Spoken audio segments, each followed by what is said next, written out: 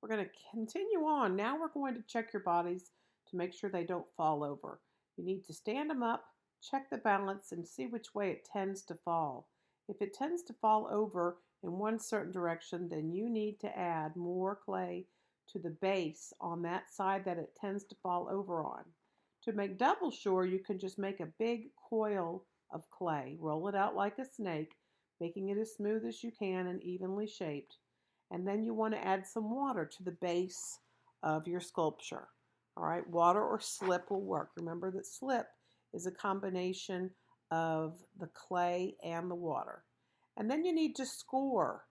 I'm using my fingernails here to score all the way down, and you'll want to put the score side on the watered side of the base of your sculpture. And just press it on there, and then you're going to want to seam it together or join it together so that it won't come off when you pull it back up the desk.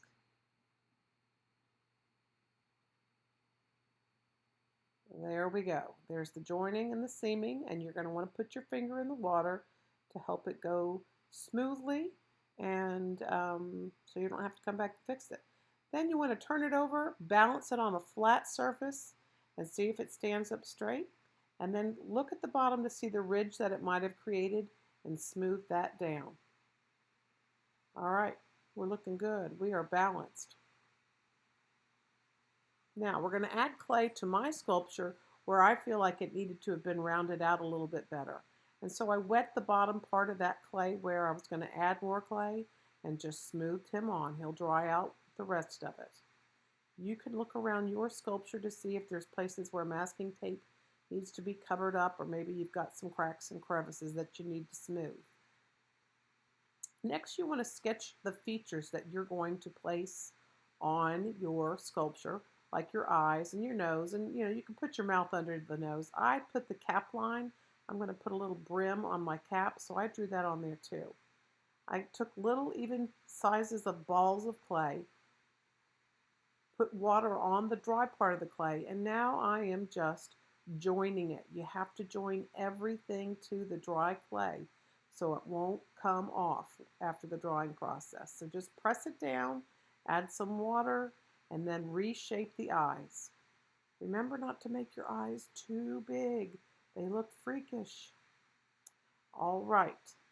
Now to drill in the sculpture, hold it perpendicular to the floor so it goes in straight. The toothpick will go in straight, the drill will go in straight and not crooked.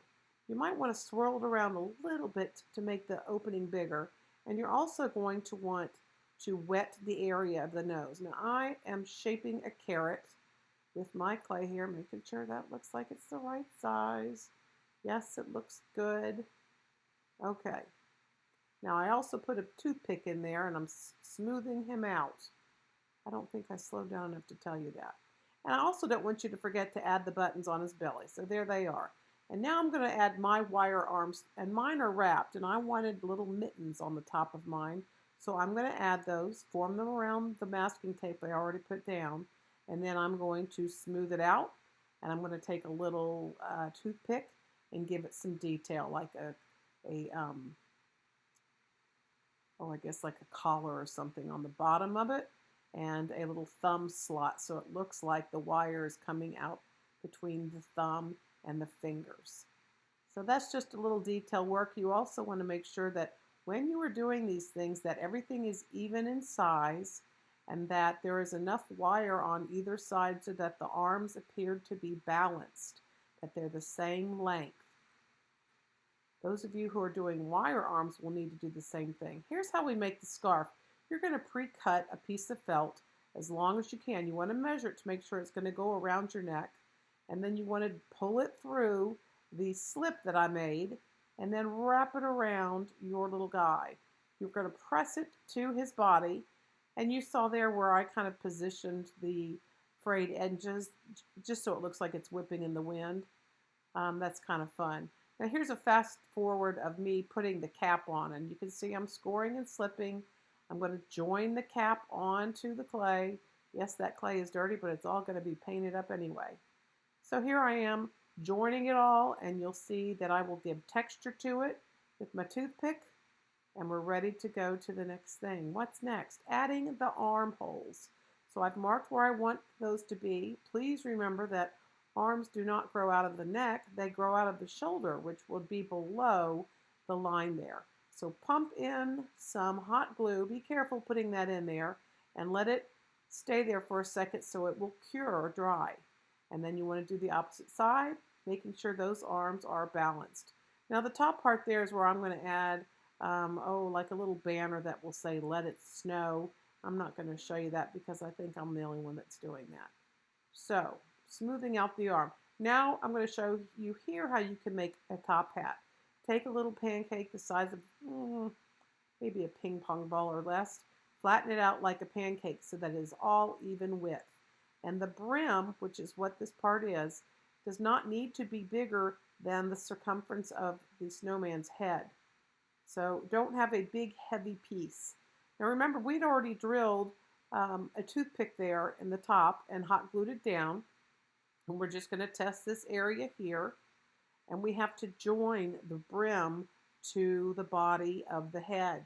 So we're going to wet our fingers and we're going to start smearing it down, making sure we get a good attachment.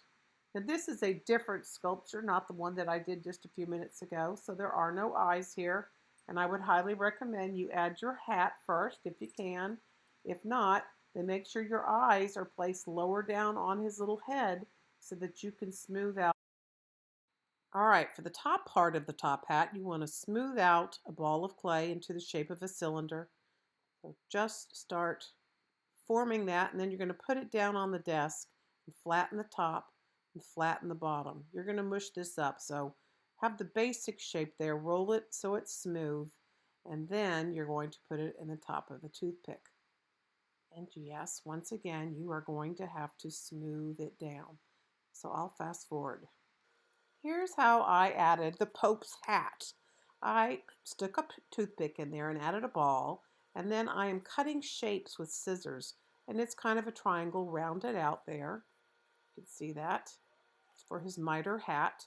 I'm going to drill a little place for the hole so I can stick it over that ball and smooth everything down.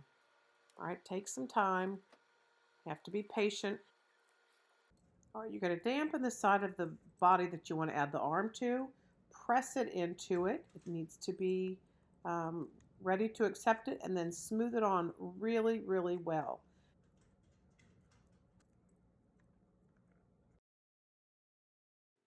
There are two ways to add something into the hands. One is make it separately and let it dry out overnight.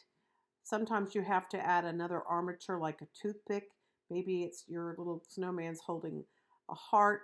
This little snow pope is going to be holding his crozier. And so we're just going to build it into where his hand is going to naturally fall. We'll just slide it in there because he's a wire.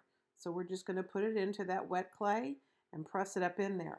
But otherwise, you might want to drill into the dry body your basketball for your hand if you're holding it close to your body, and let that basketball be dry with the toothpick drilled into it and hot glued, and then you want to push it into the body.